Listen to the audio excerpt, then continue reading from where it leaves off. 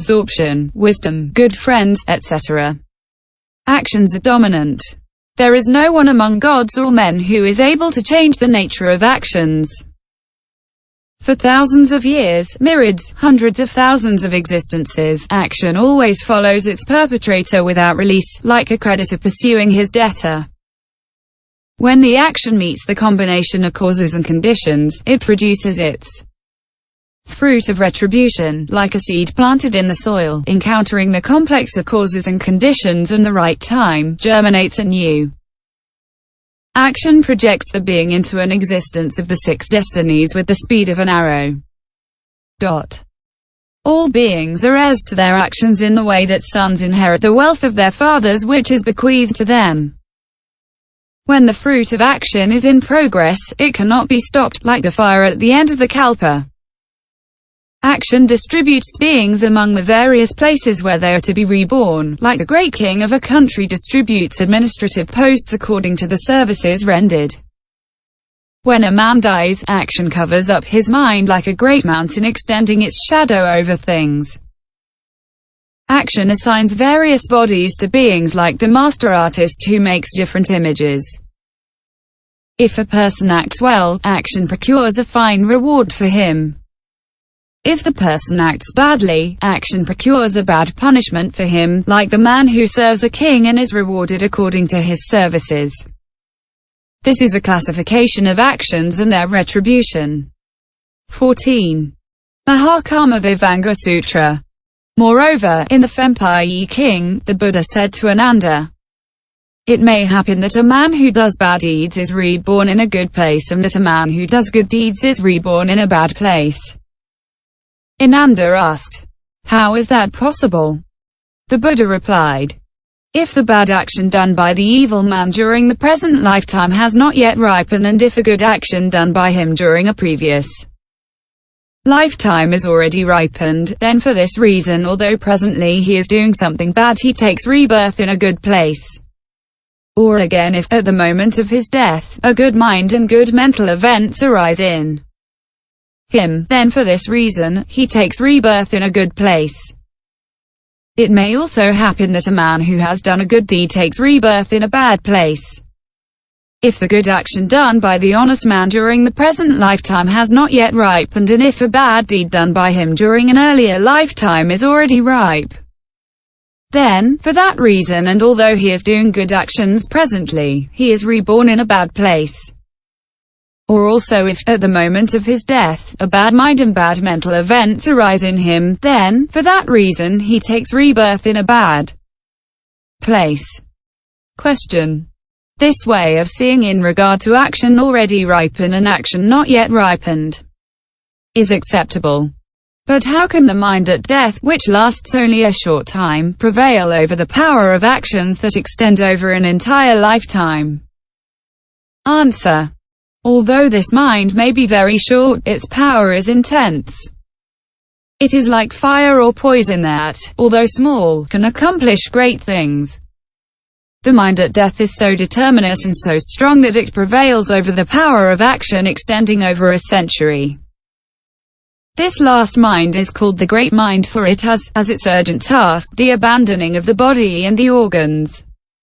Thus the man in battle, who does not spare his life, is called a hero, and the arhat, who gives up attachment to life, attains arhathood. Those are the various retributions of sinful and meritorious actions as well as their functioning. The Sravakas know only that bad action is punished and good action rewarded, but they are unable to analyze the problem with such clarity.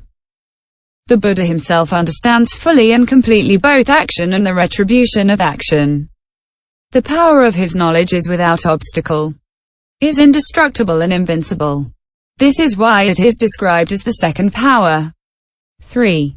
The knowledge of the jhanas, etc.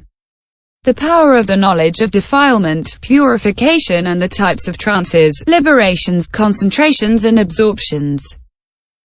By trance is meant the 4 jhanas.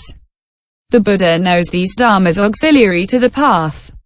He knows their name and their characteristics, their order and their practice. He knows if they are impure or pure.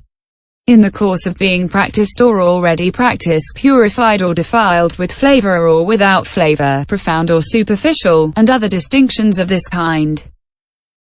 The 8 liberations have been explained in detail in reference to the dhyanas.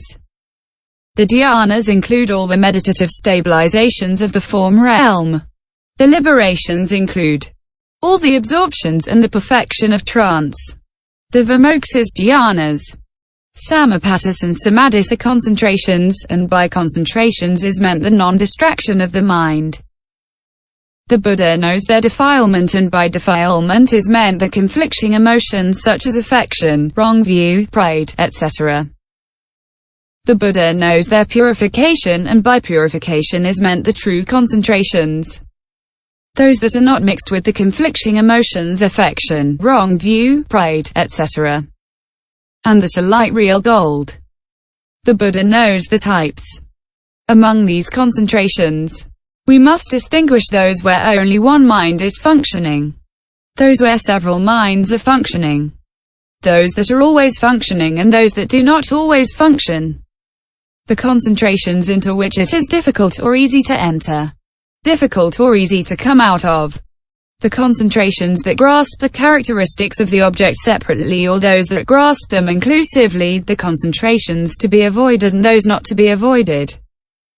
As concentrations to be avoided, we may cite, for example, the mind of loving kindness if one is full of passion, the meditation on the horrible if one is full of hate, the meditation on the finite and infinite if one is stupid, the use of the knowledge and discrimination of dharmas if one is excited, the desire to concentrate the mind if one is depressed.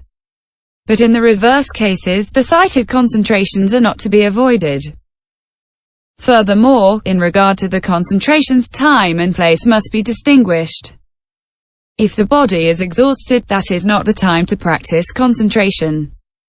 This is what the Bodhisattva said when he was practicing austerities.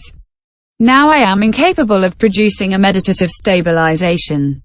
Also, places where there are crowds are not desirable places to practice concentration. Furthermore, the Buddha knows the loss of the dhyanas, the duration of the dhyanas, the increase of the dhyanas, and the dhyanas that end up in nirvana. Furthermore, the Buddha knows those who enter into and come out of concentration with difficulty, those who enter and come out of concentration easily, those who enter easily and come out with difficulty, and finally, those who enter with difficulty and come out easily. The Buddha knows that such and such a man should obtain such and such a dhyana. He knows that such and such a man who has lost the dhyana is enjoying the 5 objects of enjoyment. He knows that such and such a man, having enjoyed the 5 objects of enjoyment, will obtain the dhyana in new and